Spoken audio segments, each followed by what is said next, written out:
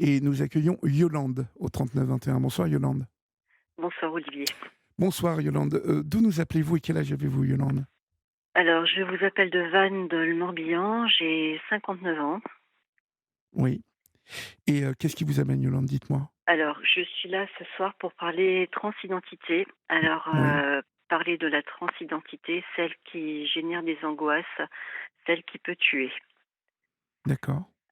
Oui, Alors, effectivement, aujourd'hui, depuis quelque temps, depuis pas très très longtemps, on parle beaucoup, de plus en plus de la transidentité. C'est une très très bonne chose. On voit des témoignages de mamans, de parents qui accompagnent leurs enfants, de transidentité, enfin de transition qui se passe bien. Il faut savoir qu'il y a l'aspect caché, l'aspect dont on parle beaucoup moins dans les médias. C'est l'aspect qui génère des angoisses terribles, euh, et qui peut tuer.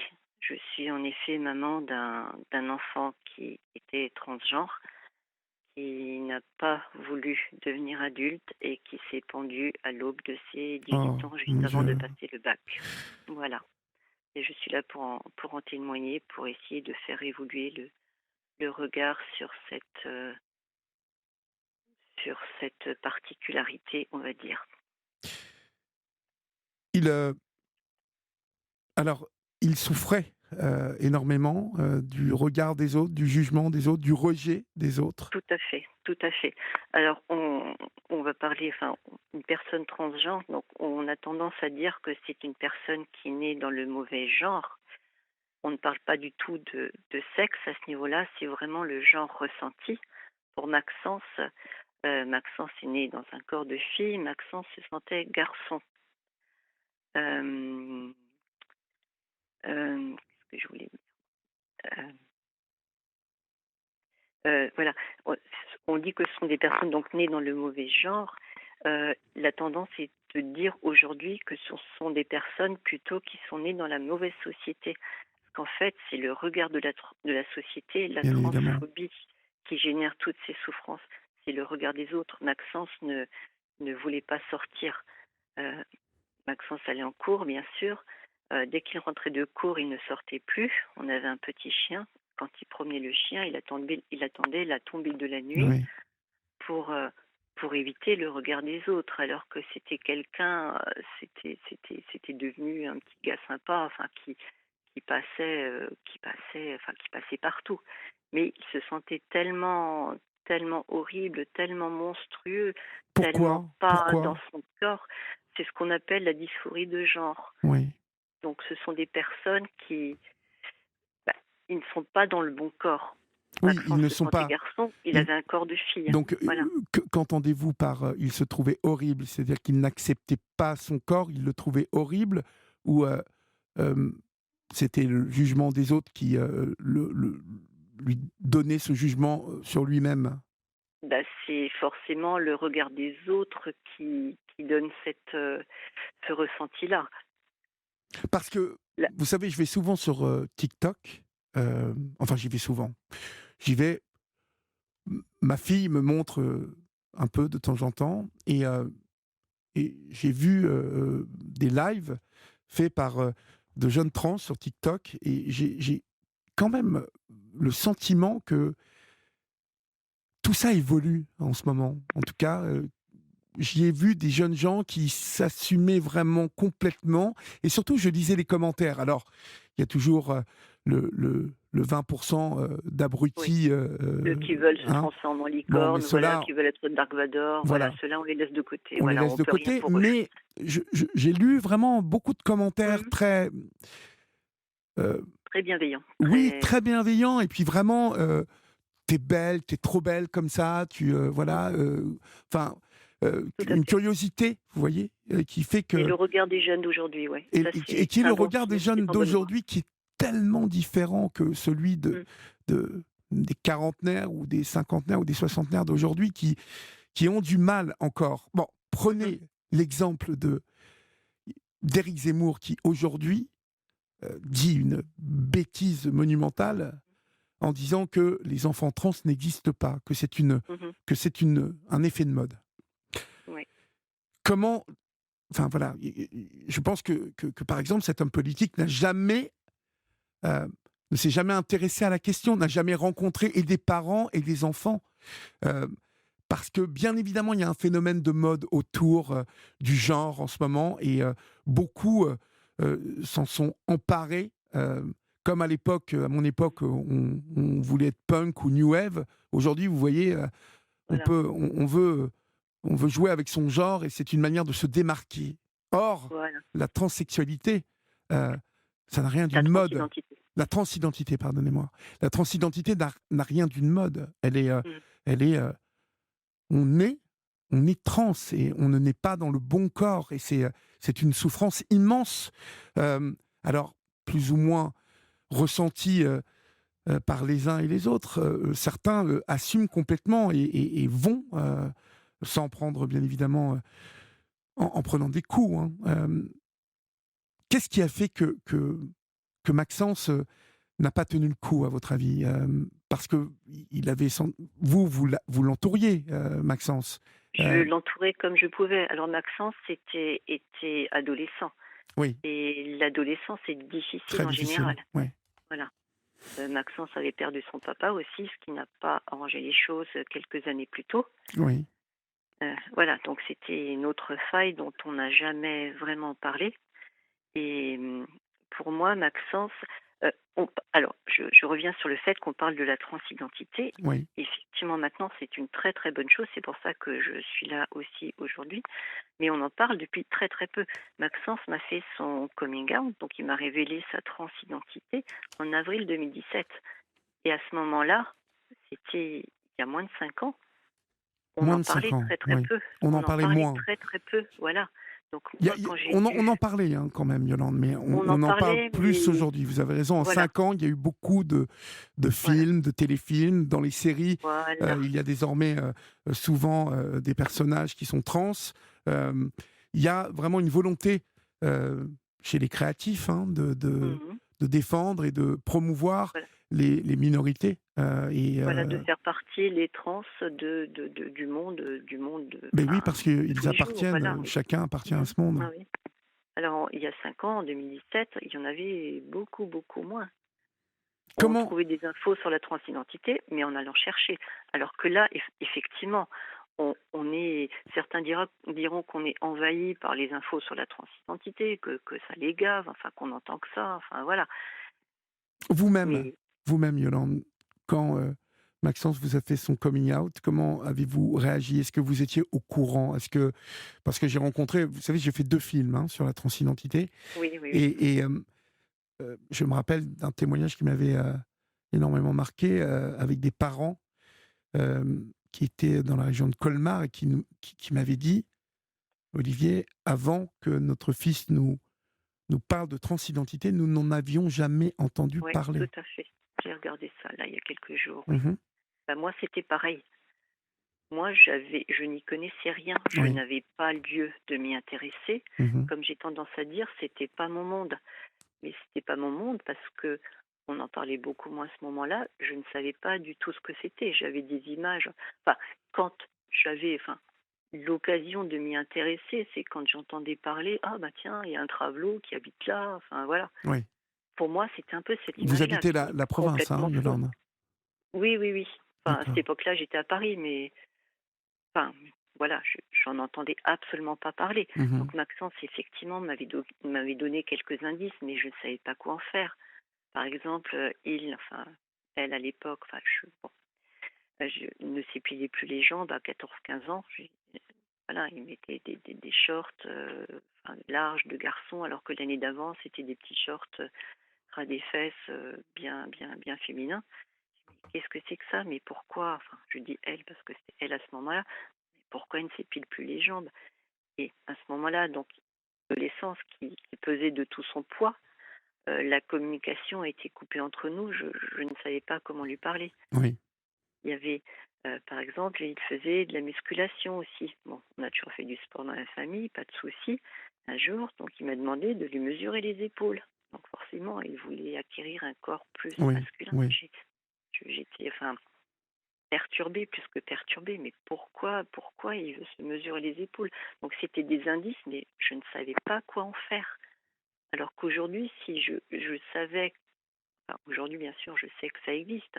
Si j'avais ces éléments-là, si j'avais eu toute cette information à cette époque-là, j'aurais peut-être pu m'inquiéter plus tôt et comprendre mon enfant plus tôt, l'accompagner plus tôt. Oui, Alors que là, Maxence est resté avec sa souffrance pendant, d'après mes calculs, pendant 2 ans, entre le moment où il a compris qu'il était différent et entre le moment où il a commencé à le dire à ses potes et à ses profs et peu de temps après à moi. Il s'est passé 2 bonnes années. Et pendant ces deux années-là, les angoisses l'ont envahi, la oui, il a dépression souffert, est il a arrivée, et souffert. voilà, Ouais. après c'était trop tard. Voilà, c'était trop tard. Lorsque j'évoque Éric Zemmour, euh, c'est parce que là, on a un homme politique Mmh. important hein, dans la campagne, parce que il existe. Et je souligne euh, ce qu'il a dit, parce que je trouve qu'il synthétise la non-connaissance, Tout à vous fait. voyez, de la transidentité, euh, qui lui fait dire une énorme bêtise. Et j'ai l'impression qu'aujourd'hui, il y a encore beaucoup de personnes Oui. euh, de plus de 40 ans, hein, et voire de Mmh. plus de 30 ans, qui ont Ils ne une connaissent image pas, complètement voyez? Voilà, faussée de la transidentité. Mais tout voilà. Bah, ça parce l'image qu'ils que n'ont... j'avais à l'époque, même si enfin, c'est pas que je voulais dire, c'est pas le bon terme, j'avais rien contre, j'étais simplement pas concernée, je ne savais pas ce que Bien c'était. sûr. Voilà, Mais quand on effectivement, n'a il y a pas des gens qui rencontré, rigolent. quand on n'a pas rencontré des personnes concernées, que ce soit parents ou enfants, Mmh. on ne peut pas, on ne peut pas avancer, on ne peut pas comprendre. C'est une, c'est une question vraiment d'émotion. Vous voyez, on voit qu'on ne joue pas dans cette histoire-là. On voit tout de suite qu'on a en face de nous quelqu'un qui n'est pas dans le bon corps. Je ne sais pas comment expliquer ça avec des mots, mais c'est vraiment le sentiment que j'ai eu dès que j'étais confronté à la transidentité. Mmh. Oui. Et donc il a beaucoup souffert. Vous l'avez tout de même accompagné, Yolande. Je l'ai accompagné comme j'ai pu. Donc, avant l'adolescence, on était très, très proches, on était fusionnels. L'adolescence est arrivée, que bon, moi j'ai confondu les premiers symptômes, avec une grosse crise d'adolescence. Je suis allée consulter une éducatrice qui m'a rassurée, voilà, donc moi j'attendais que ça passe. Donc le contact était coupé, enfin je vais dire comme avec un salado qui vous claque la porte au nez, qui vous rejette, enfin voilà. On m'a dit que plus on était fusionnel dans l'enfance, plus la crise d'adolescence était forte. Donc moi je vivais avec ça, je me disais bon, un jour ça va passer. Je ne savais pas encore l'histoire, enfin je ne savais pas que Maxence avait bien d'autres problèmes. Et donc le dialogue a été très, très difficile. Donc Maxence m'a laissé l'accompagner. À mon grand regret, j'ai pas réussi à l'accompagner complètement affectivement. Donc j'ai C'est-à-dire, jamais vraiment pu.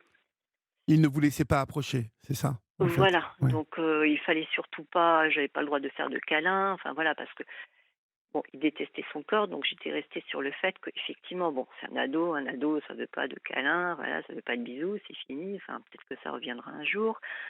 Il avait ce rejet de son corps, donc effectivement, il fallait pas toucher son corps. Donc j'ai accepté ça.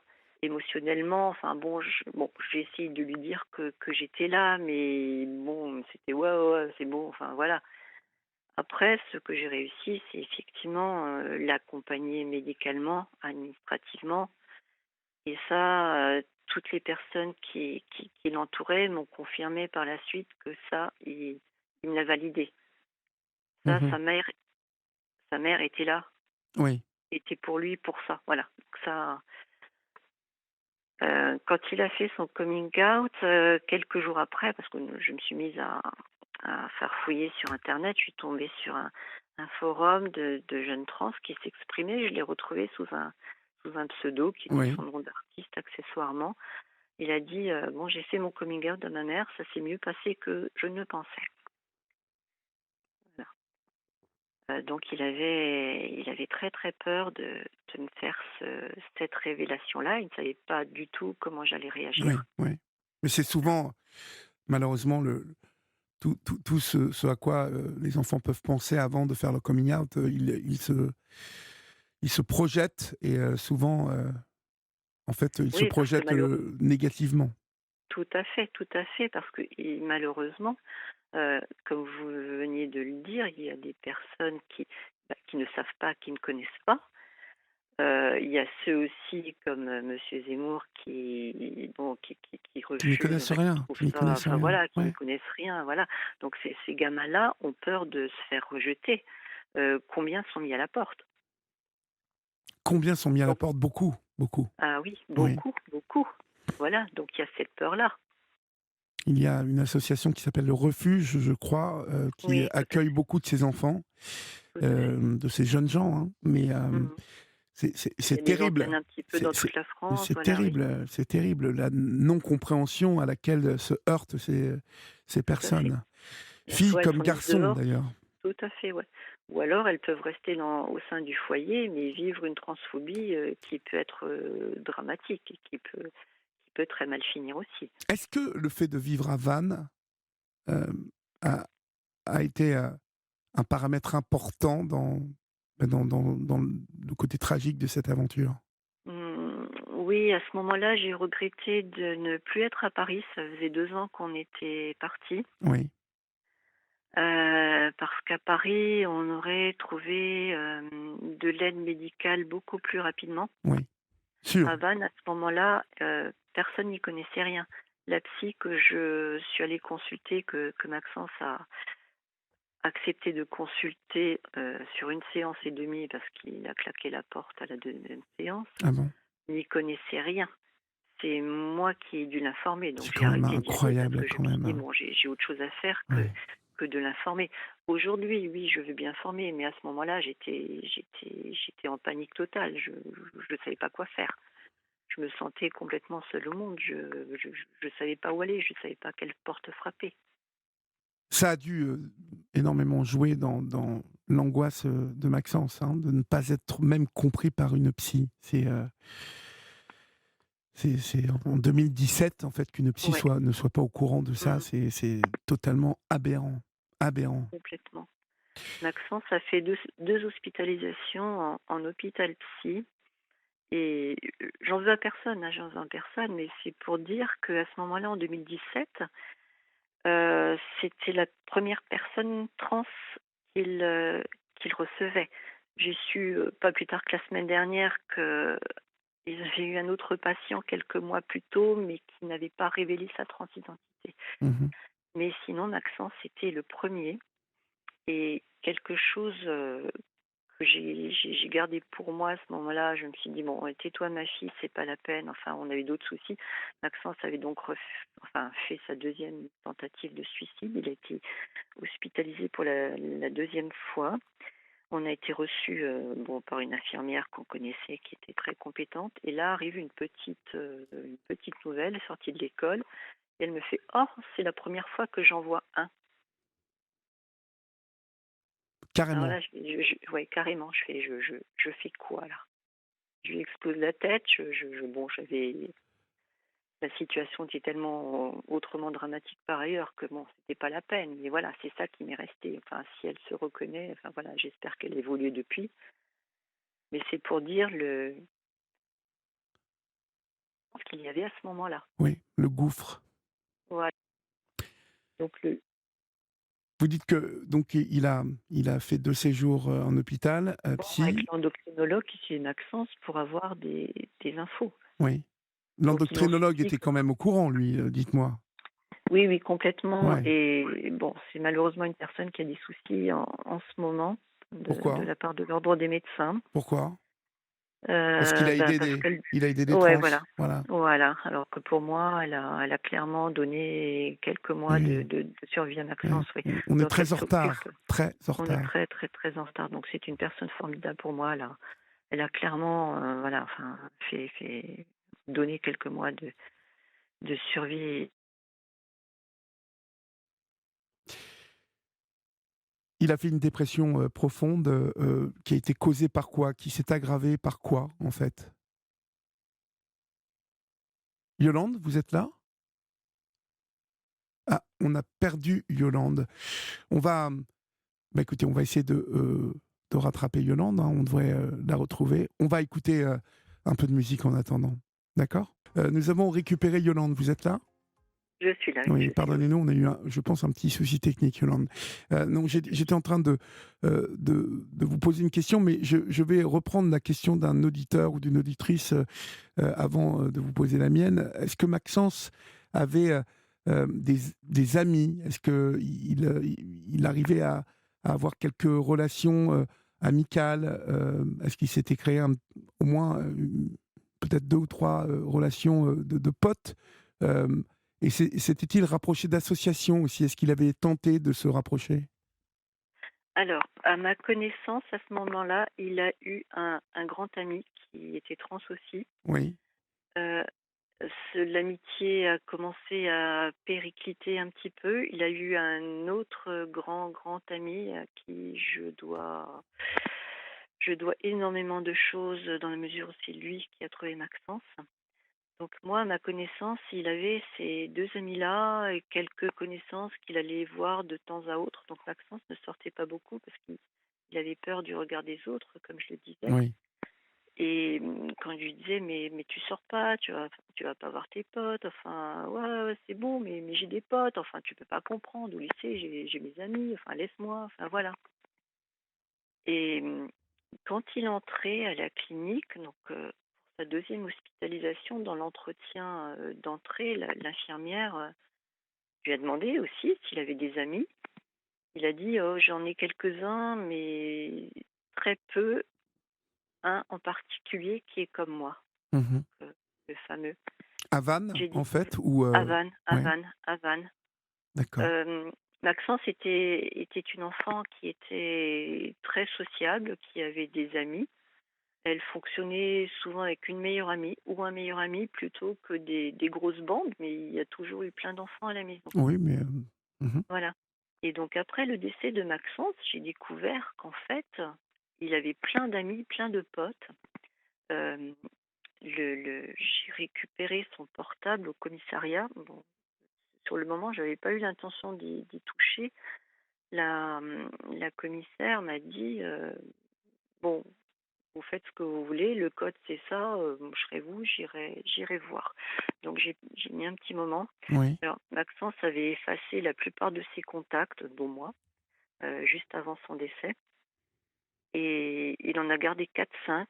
Et quand j'ai lu les conversations, je me suis dit: «Mais moi, au lycée, j'étais très bien, j'avais une meilleure amie, mais j'avais pas des amis de ouf comme il avait lui». ouais. C'était vraiment du soutien. Il avait donc son meilleur ami, il avait celle que j'appelle, qui se reconnaîtra peut-être, enfin Emma, celle que j'appelle sa confidente, enfin. Il y avait 2 relations de feu de Dieu, il y avait un soutien énorme. Qu'est-ce qui a mené Maxence à mettre fin à ses jours? Alors, parce que C'est 18 ans, clairement, c'est 18 ans. c'est 18 ans? C'est 18 ans. La peur de Alors Maxence quoi? écrivait beaucoup, Maxence dessinait beaucoup, donc c'est des choses que j'ai découvert après. Donc Maxence se sentait très, très, très mal dans sa peau. Oui, Hem, Comme je vous ai dit, la dépression s'était installée depuis au moins 2 ans. À sa deuxième hospitalisation, quand j'ai demandé au psychiatre, bon, une TS, une tentative de suicide, OK, je peux comprendre, mais 2, 3, est-ce qu'on s'en sort? Il y a eu un blanc, il m'a dit: «Ça dépend des personnes». oui. Pour Maxence, il y a quand même beaucoup d'antécédents. Mmh. Voilà. Donc à partir de là, j'ai su qu'on vivait en sursis. Alors que Oui, c'est très triste, hein, parce ouais. que parce que finalement,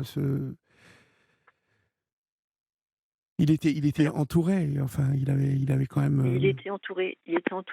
Alors le propre de la dépression, le de la propre de la dysphorie de dépression, oui. genre, Oui, oui, heu, de toutes ces choses qui se regroupent, c'est le fait d'être très mal, de se sentir très nul, de se sentir très seul, de pas voir qu'on est entouré, de pas voir que des gens peuvent nous aider. oui. Donc moi, ce que j'essaie de dire aux jeunes, c'est qu'il faut parler, il faut pas se renfermer, il faut essayer de parler, Oui. aux copains, aux profs, aux parents, c'est difficile. Je conçois que c'est difficile de parler aux Bah, parents, si les enfin, parents sont réceptifs, il faut parler aux parents aussi. il faut parler aux parents, voilà. Et les parents, de leur côté, il faut essayer de creuser aussi. Moi, j'ai pas réussi suffisamment, enfin.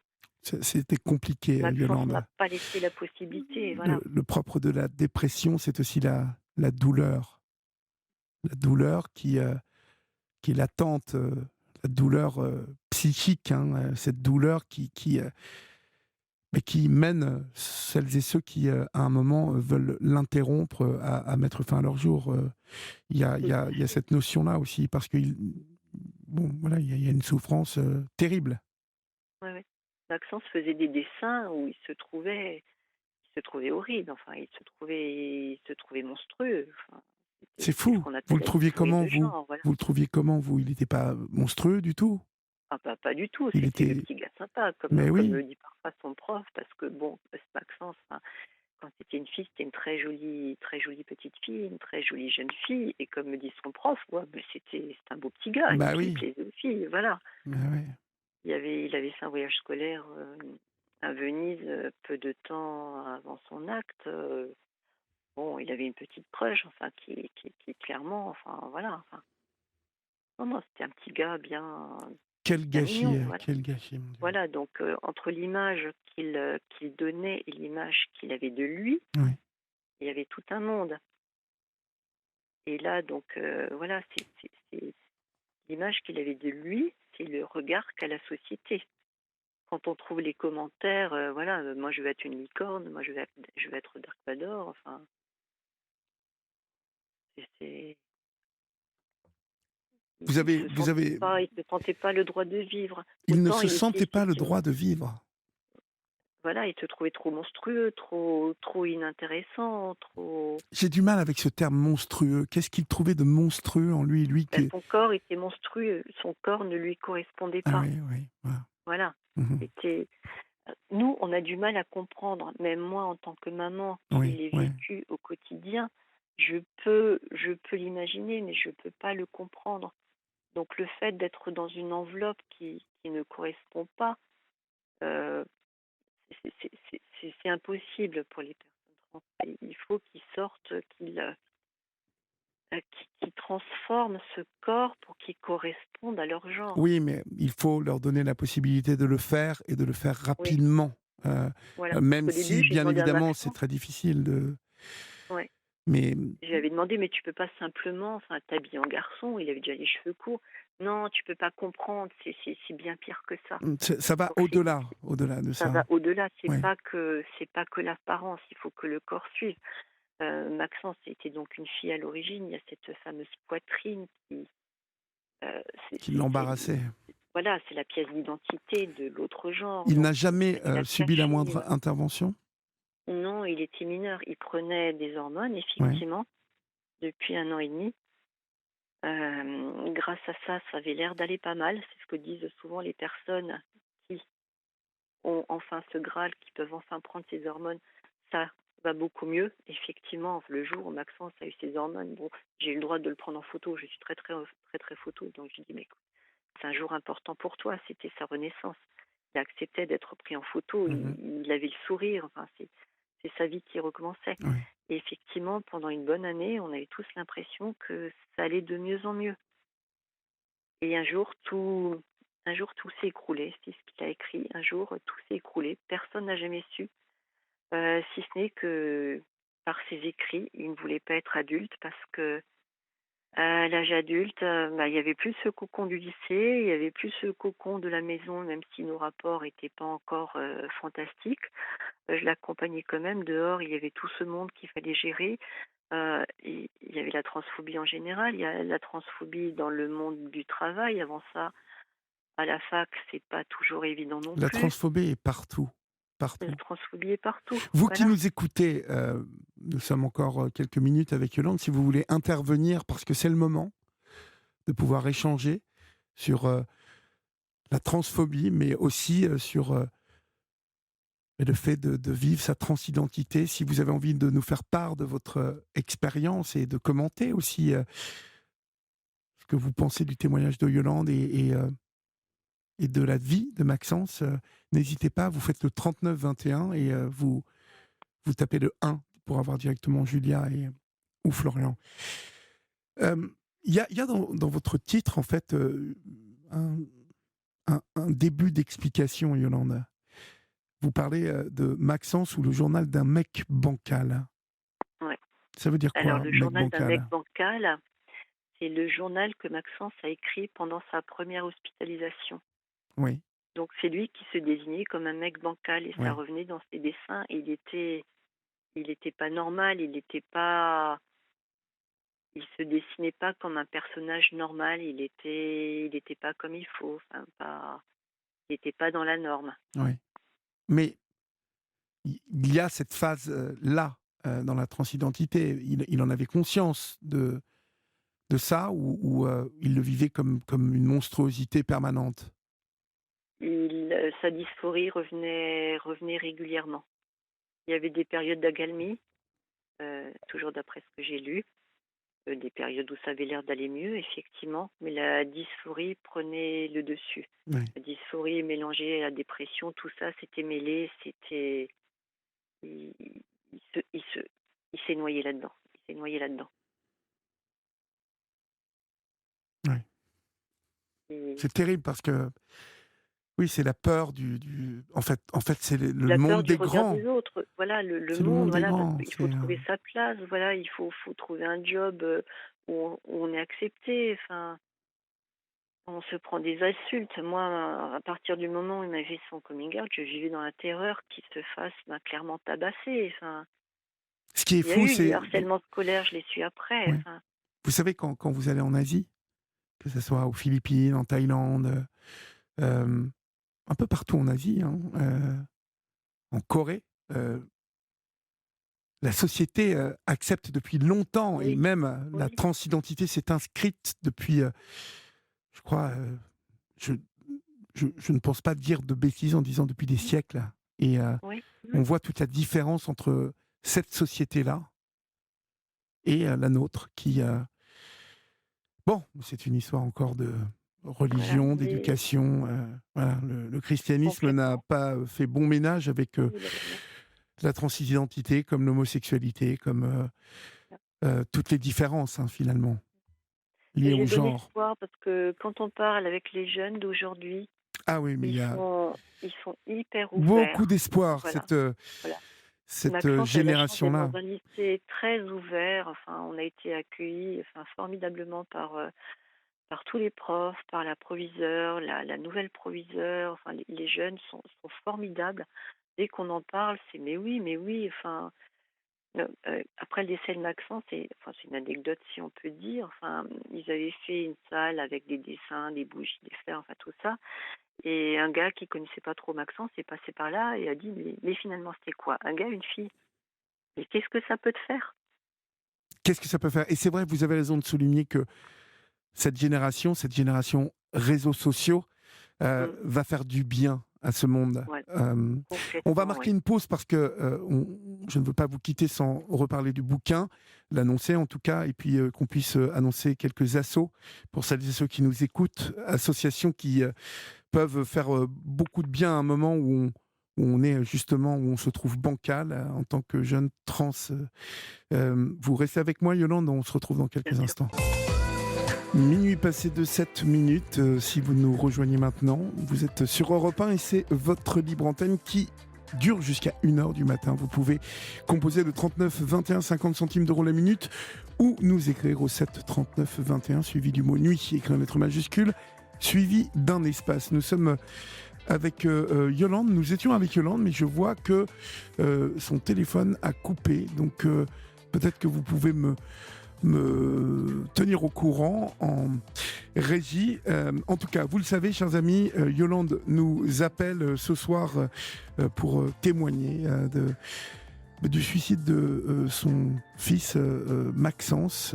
Maxence qui, elle nous l'expliquait, a eu beaucoup de mal à l'approche de ses 18 ans. Et puis, bien évidemment, Yolande nous raconte aussi le parcours d'une maman qui doit s'impliquer dans ce qu'est aujourd'hui la connaissance, une meilleure connaissance de la transidentité, parce que, bien évidemment, Yolande, vous êtes revenue et vous avez appris finalement beaucoup du passage de Maxence, de ce qu'il a laissé, de ce qu'il a vécu.